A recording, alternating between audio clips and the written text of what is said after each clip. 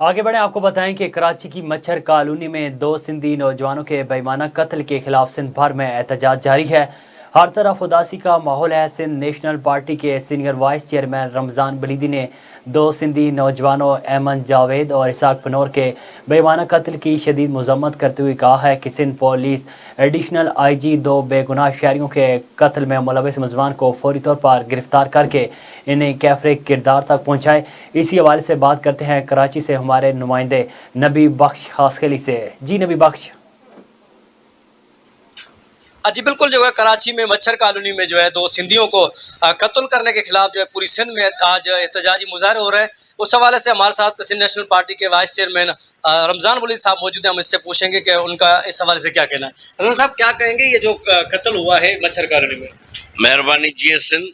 सबसे पहले तो सिंध नेशनल पार्टी की तरफ से मैं मच्छर कॉलोनी क्यामाड़ी साने की सख्त अल्फाज में मजम्मत करता हूँ।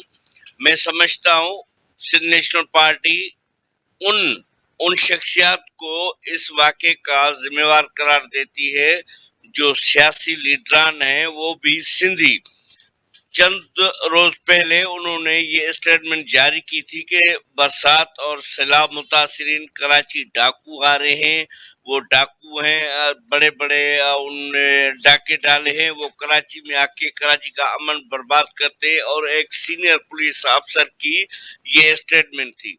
मैं उनको ये जिम्मेवार करार देता हूँ, क्योंकि अगर सिंधियों को वैसे भी कराची में बर्दाश्त नहीं किया जा रहा है तो जो गैर सिंधी हैं, सिंध दुश्मन हैं, वो हमसे नफरत करते हैं। उनको जब ये पता चला तो उन्होंने ये रिएक्शन दिखाया है और 2 कंपनी मुलाजमिन और जो पोहर थे उनको कत्ल किया है बेदर्दी से।